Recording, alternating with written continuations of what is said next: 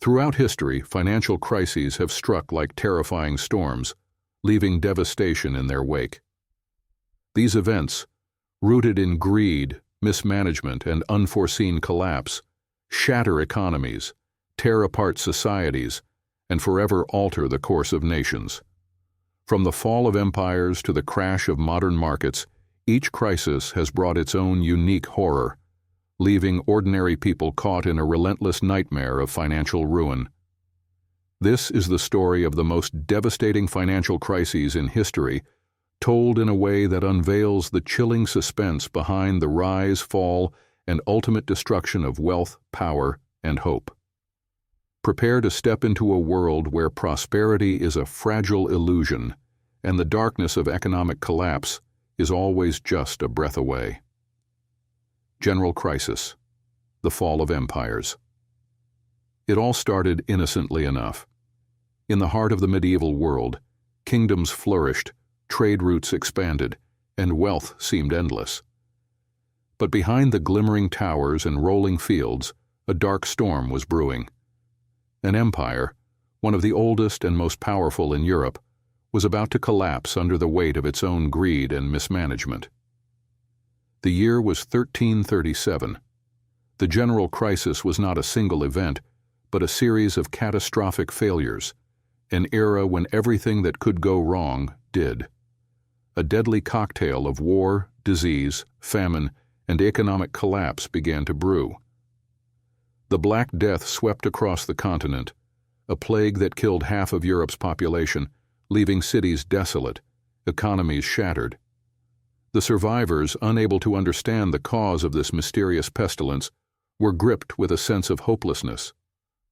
As the plague raged, entire regions were abandoned. Those who remained were too terrified to work the land, leaving crops to rot. Famine followed, and the land became a breeding ground for chaos.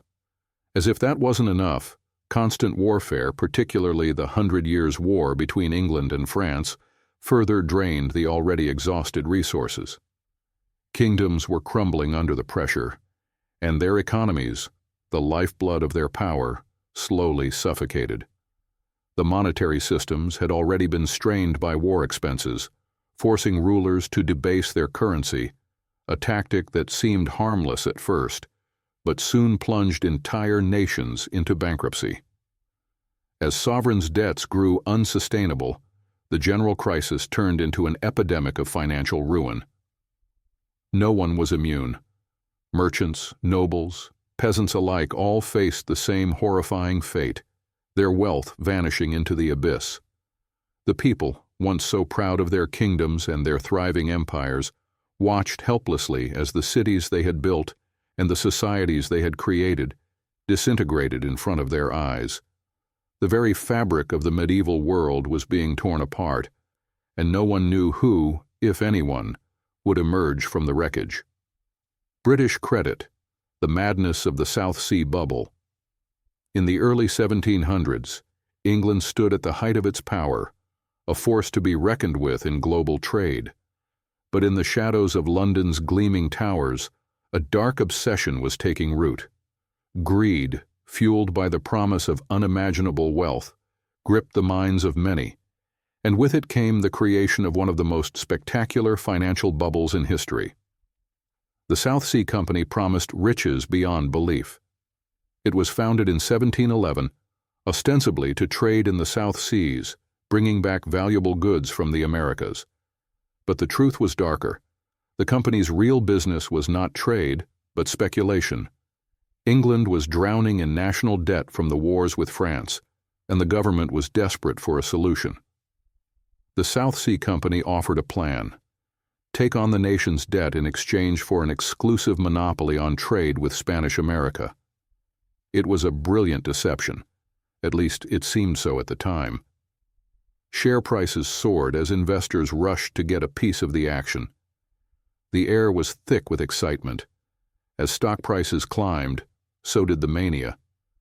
Ordinary people who had never dreamed of participating in the markets saw an opportunity to make their fortune.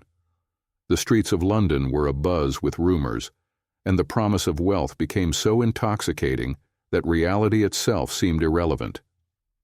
Everyone believed they were getting in on the ground floor of something truly extraordinary. But as the stock prices kept climbing, the company's activities remained strangely quiet.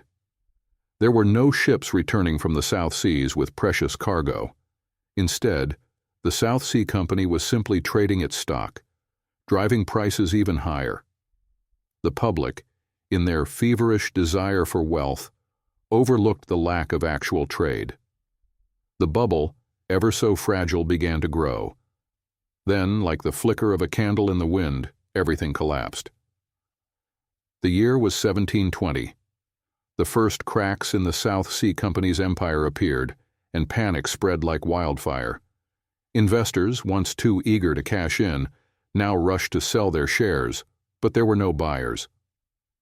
The prices plummeted, and the financial system, already teetering on the brink, began to unravel. People lost everything: fortunes, homes, and futures. The collapse was swift, brutal, and devastating. The horror of the bubble's burst rippled across England, leaving behind a trail of shattered lives. The British economy would never be the same. Long depression, a nightmarish descent into despair. In the wake of the Civil War, America was poised for prosperity. Railroads expanded, industries grew, and it seemed as if nothing could stand in the way of a new era of wealth and growth. But a darkness was lurking just beneath the surface, waiting for the right moment to strike.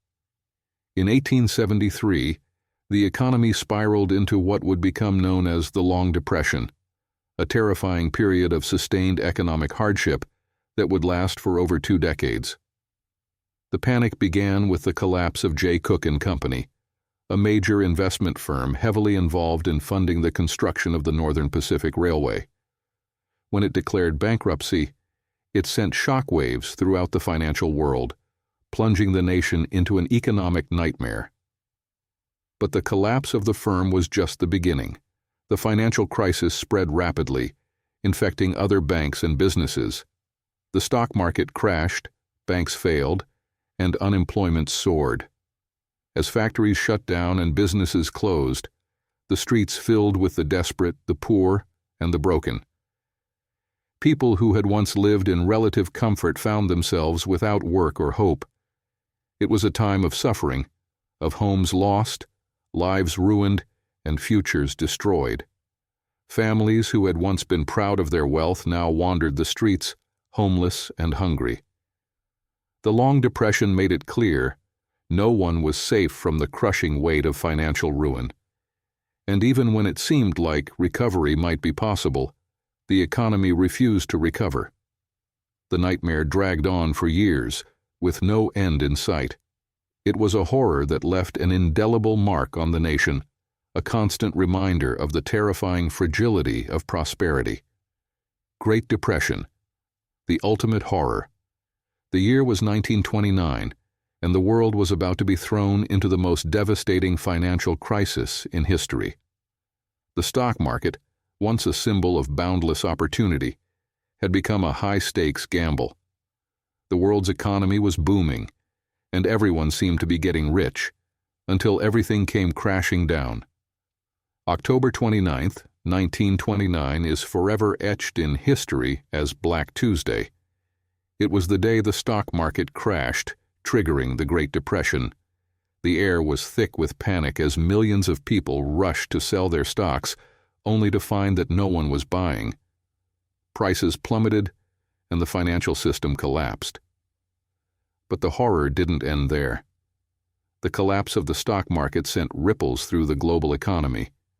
Banks failed, industries crumbled, and unemployment soared to unimaginable heights. Millions of people found themselves without work, without food, and without hope. Families were torn apart as homes were foreclosed and businesses shuttered. What made the Great Depression even more horrifying was that it lasted for years, years of suffering, starvation, and despair. People who had once lived comfortably now stood in breadlines, waiting for a handout. The streets were filled with the homeless and the desperate, and the entire world seemed to be teetering on the edge of oblivion. The Great Depression was more than just an economic collapse. It was a psychological terror, a constant reminder of how fragile the world we live in truly is. Oil shock. The nightmare of '73. It was supposed to be a time of progress. The 1970s had dawned with hopes of technological advancements and global cooperation. But in a moment of utter betrayal, the world was thrown into a nightmare that would haunt it for decades. The oil shock of 1973 began with a simple, terrifying decision: the Organization of Arab Petroleum. Exporting countries, OAPEC, imposed an oil embargo on the United States and other Western nations. What followed was a rapid surge in oil prices, an event so shocking that the world was forever changed. The price of oil quadrupled almost overnight, sending economies into a tailspin. Gas stations ran dry and the streets were filled with anxious drivers, their cars useless, their lives on hold. The horror of the oil shock wasn't just in the empty gas tanks, it was in the desperation that gripped every corner of society. Countries that had once thrived on cheap energy now found themselves crippled by skyrocketing prices. Businesses closed, inflation soared, and the world fell into a deep recession. For many, the oil shock of '73 felt like a sudden, inexplicable nightmare, a crisis that seemed to come out of nowhere and crippled economies in ways that were unimaginable. Latin American crisis. The debt trap. In the 1980s, Latin America was on the brink of financial disaster. The story begins with a simple promise: that borrowing could be the key to progress. Countries across the region took on massive amounts of debt, believing that they could harness the power of loans to fund their growth and development. But what began as an optimistic venture quickly turned into a nightmare. By the early 1980s, Latin American nations were drowning in debt. The global economy had shifted, and interest rates had risen sharply, making the loans unsustainable. Countries that had once been proud of their rising economies were now faced with the grim reality of default. Governments were forced to cut social programs, privatize state-owned industries, and turn to the International Monetary Fund for help. The Latin American debt crisis was a harrowing time, one where entire nations watched as their futures unraveled. It was a financial horror story that no one saw coming, and it would haunt the region for years to come. Soviet depression, the collapse of an empire. It was the end of an era. For decades, the Soviet Union had been a towering presence in global politics, a superpower that seemed invincible. But beneath the iron grip of its government, a slow, insidious economic collapse was unfolding, a crisis that would shatter the dreams of millions. The roots of the Soviet depression can be traced back to the 1970s. As the Soviet economy grew, it became increasingly dependent on oil exports. But in the late 1980s, global oil prices began to fall, and with it, the Soviet economy began to crack. There was no diversification, no backup plan. The Soviet government, led by Mikhail Gorbachev, tried to institute reforms like perestroika and glasnost, economic restructuring and openness. But the damage was done. The centralized economy, bogged down by inefficiencies, was unable to cope with the changing global market. By the time the early 1990s rolled around, the Soviet Union had descended into chaos. State-owned enterprises were unable to function properly, and the government, already weakened by years of mismanagement, was unable to stabilize the situation. In the streets, people saw their savings wiped out, their wages frozen, and their livelihoods vanishing before their eyes. The government's inability to feed its citizens or provide basic services only made matters worse. The collapse of the Soviet economy in 1991 did not just mark the fall of an empire. It marked a horrific financial collapse that affected millions of people across Eastern Europe and Central Asia. The ruble lost its value, unemployment skyrocketed, and shortages of food and basic goods became commonplace. People who had once known a life of relative stability now faced an unimaginable nightmare. The Soviet depression was not just an economic event, it was an epoch-defining tragedy. It turned a superpower into a shell of its former self and left scars that would last for generations. Asian crisis. The storm that devoured nations. The summer of 1997 seemed like any other, until a single devastating ripple set off a tidal wave of destruction that swept across the entire Asian continent. It was a financial disaster unlike any the world had seen before, and it started with one small currency devaluation in Thailand. At first it seemed like a minor inconvenience. The Thai baht, once pegged to the US dollar, was allowed to float, triggering its rapid depreciation.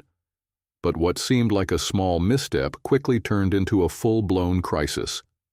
Investors, terrified of the contagion, began pulling their money out of Thailand, causing the baht's value to plummet even further. This, in turn, sent shockwaves throughout the region. The stock markets in neighboring countries such as Malaysia, Indonesia, and South Korea collapsed under the weight of panic. Within months, what began as a currency crisis in Thailand had become a region-wide economic disaster. The International Monetary Fund, IMF, stepped in with emergency loans, but they came with strings attached, harsh austerity measures that exacerbated the suffering. Unemployment soared, and entire industries went bankrupt. In Indonesia, the crisis triggered violent protests that led to the downfall of the long-standing dictatorship of Suharto. What followed was a period of unimaginable pain for the people of Asia. Entire economies were wiped out, millions lost their jobs and homes, and poverty soared to unprecedented levels. The Asian financial crisis of 1997 wasn't just about the loss of wealth, it was about the collapse of dreams. Families who had once lived in prosperity now found themselves in the streets, victims of a nightmare they couldn't escape. Dot-com bubble, the illusion of infinite growth. The year was 2000. The internet had exploded into the mainstream, and with it came a frenzy of investment. The world was witnessing the birth of new technologies, and the stock market seemed to be riding an endless wave of growth. Startups with little more than an idea and a website were valued in the billions. It was a time when it seemed like anything related to technology, especially the internet, could make you rich beyond belief. But behind the scenes, something far more sinister was unfolding. Investors were so blinded by the potential of the internet that they ignored the fact that most of these companies had no real profits or sustainable business models. It was an illusion, a fantastical bubble that was waiting to pop. And in March of 2000, it did. The dot-com bubble burst in spectacular fashion, sending stock prices tumbling and dragging entire sectors of the economy with it. Companies like Pets.com, once worth billions, became worthless overnight. Investors who had poured their money into these startups found themselves holding stocks that were worth next to nothing. The crash was swift, brutal, and far-reaching. The horror of the dot-com crash wasn't just financial, it was psychological. People who had believed that the future of the world lay in the hands of these tech companies suddenly had their dreams shattered. What seemed like a world of limitless possibilities turned out to be a house of cards, and when it fell, it took billions of dollars, and the hopes of millions of investors, with it.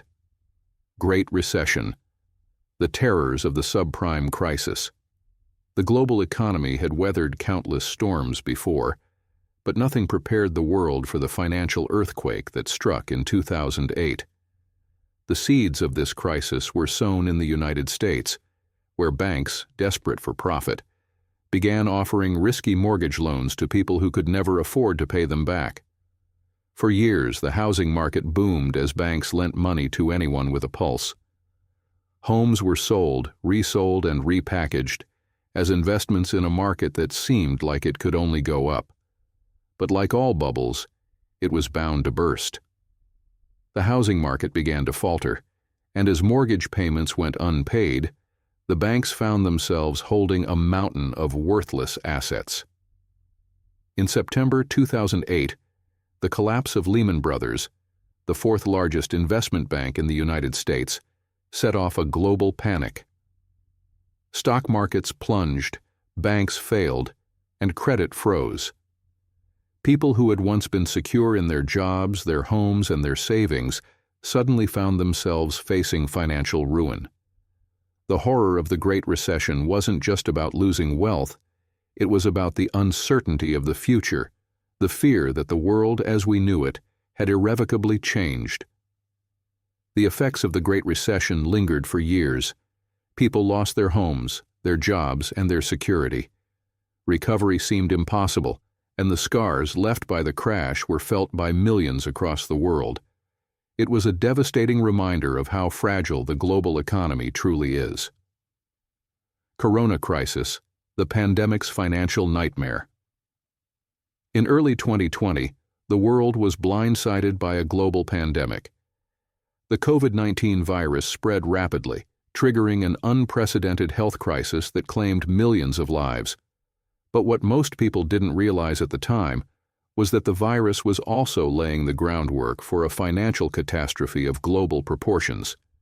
As governments around the world locked down economies in an effort to slow the spread of the virus, businesses shuttered, millions of people lost their jobs, and entire industries were brought to their knees.